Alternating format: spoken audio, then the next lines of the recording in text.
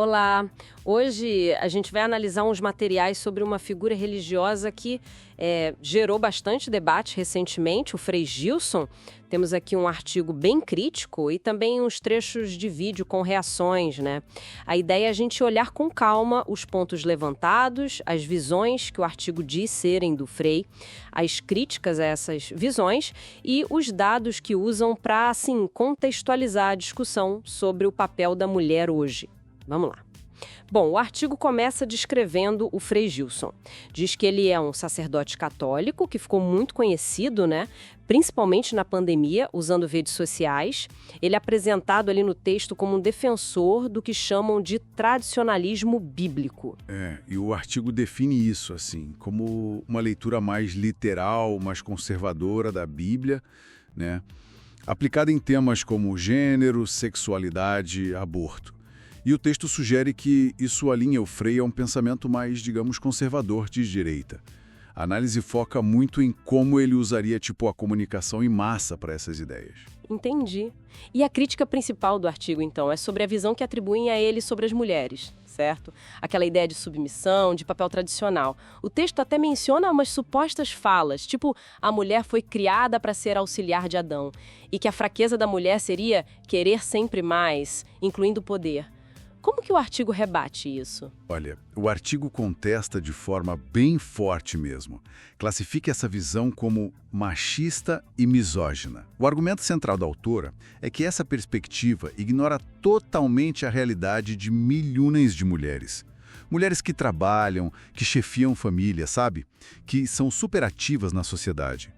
Para a autora, isso é como desprezar décadas de luta feminina por direitos básicos. O interessante é justamente esse choque que o artigo mostra, né? Entre uma leitura religiosa específica e o que se busca hoje em termos de igualdade. Fiquei pensando nesses dados que o artigo traz para reforçar o argumento. Como eles entram nessa história? Então, o artigo usa vários dados como um choque de realidade, para dar peso à crítica. Fala da diferença salarial, do número enorme de lares chefiados por mulheres, cita o IBGE. E aí entra em dados bem pesados de violência. Nossa. Altos índices de violência sexual contra meninas, citando o IPEA, e violência doméstica contra mulheres no geral, com dados do Datafolha. E também aborda a questão do aborto inseguro, né, como um problema de saúde pública.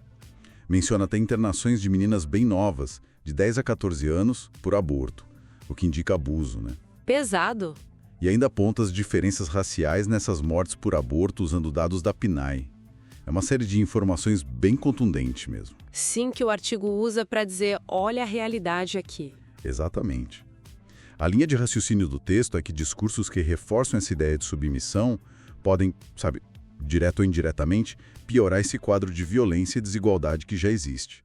Mas olha, o próprio artigo faz uma ressalva importante, tá? Ele lembra que essas opiniões atribuídas ao Frei não representam toda a Igreja Católica. Chega até a citar o Papa Francisco, que já falou contra usar a religião para incitar ódio. Ah, certo. Importante essa diferenciação. E além dessa análise do artigo, como é que essas falas repercutiram? A gente tem aquele vídeo com as reações, né? Isso.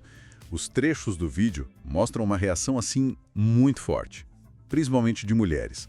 As palavras são bem diretas. Misóginas, machistas, aberração, retrocesso. É bem claro. Tem uma defesa muito forte das conquistas femininas e uma postura de resistência, sabe? Com frases tipo, nenhum fundamentalista vai frear nossas conquistas.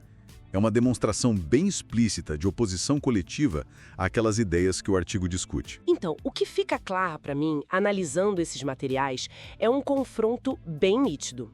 De um lado, tem essa apresentação de uma visão religiosa descrita como tradicionalista sobre o papel da mulher, que o artigo atribui ao Frei Gilson. E do outro lado, críticas muito duras, que chamam essa visão de misógina, de desconectada da realidade, das lutas das mulheres, e essas críticas vêm apoiadas em dados sociais e também nessas manifestações de repúdio que a gente viu. Exato. E o interessante não é só o conflito em si, mas como ele parece refletir uma atenção maior na sociedade brasileira hoje, né?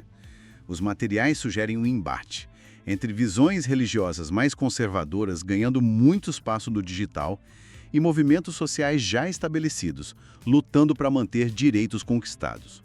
Figuras como o Frei, com o alcance que o artigo menciona, acabam virando meio que pontos centrais para esse debate maior, sobre valores, direitos, o papel da religião no espaço público. Isso levanta uma questão importante sobre como a informação circula hoje em dia, né? Sem dúvida. Se a gente pensar no alcance gigantesco dessas plataformas digitais, como o artigo destaca, fica uma reflexão meio inevitável, sabe?